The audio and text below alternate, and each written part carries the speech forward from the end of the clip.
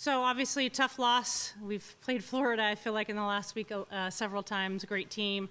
But, you know, you guys know that it was a couple swings away, a couple of things that we can execute here and there, and we're in that ball game. So I did enjoy that game and the fact that we fought our tails off. I think, you know, nothing was comfortable until that last out. So we just got to keep doing that. I think if we keep doing that, we're going to go a long ways here in the postseason.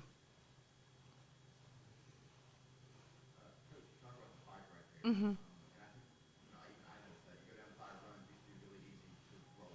Yep. Your team did the exact opposite. You Yep. started chipping away. Yep. Expound on that a little bit. Tell me more about that fight and where it comes from, how your team keeps themselves in that game constantly. That's in our DNA. That's one of the things, that's one of our core values for Aggie softball, is for us to, everywhere that I've been, I feel like that's the kind of program we've run. And so really it's us against the world mentality, and knowing that you can chip away. It doesn't matter how many runs you're behind. The game was still early. We have a great offense. We can cause havoc on the bases, which I thought we did a tremendous job, and we can pitch well. And so it's just knowing, and them knowing and understanding that they're never out. And so that's something that we preach. You know, I feel like every day, of, you know, you go down swinging, and that's a life lesson. That's what Aggie, like when you go through a program with Texas A&M, you're going to leave there being able to fight for whatever you want.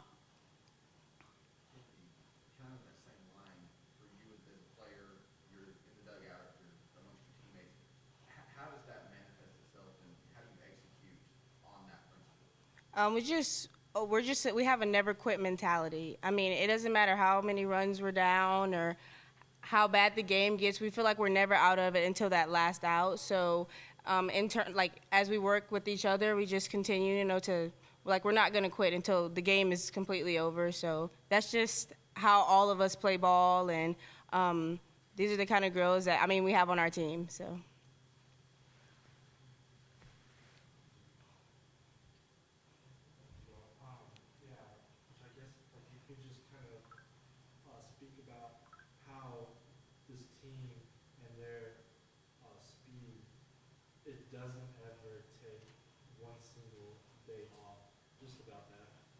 Absolutely. I'd say we hear that every day.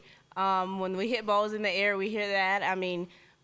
Hit the ball on the ground and run. Like Coach said earlier, we create havoc on the bases. So I think it's just we have to continue to work and use the ground, especially we have a couple people that can really run. And I think we put so much pressure on the defense when we do use the ground.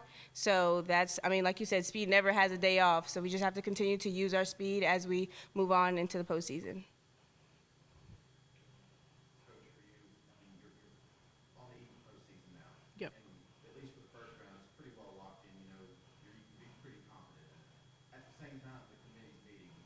Yeah. When that committee looks at Texas A&M, what do you want them, or what do you hope they look at and notice first? Well, I think our total, kind of what the season looked like. We played some really tough teams early on, and a lot of top 25 teams early on. We went on the road and beat some of those teams. We beat a lot of those teams on the road. I think the other thing is, look at how many one-run games we've had.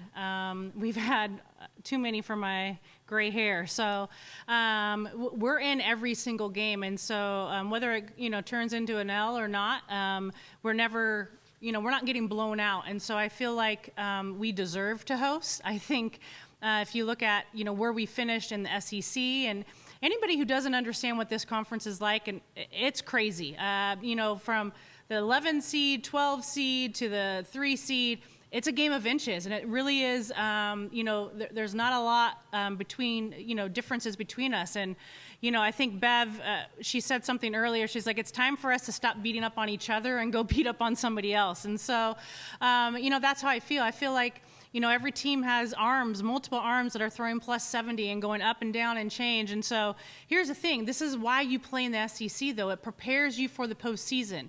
And I am excited to hopefully, like I said, host. We should be hosting at Davis Diamond and playing in front of the 12th man and go beat up on somebody else.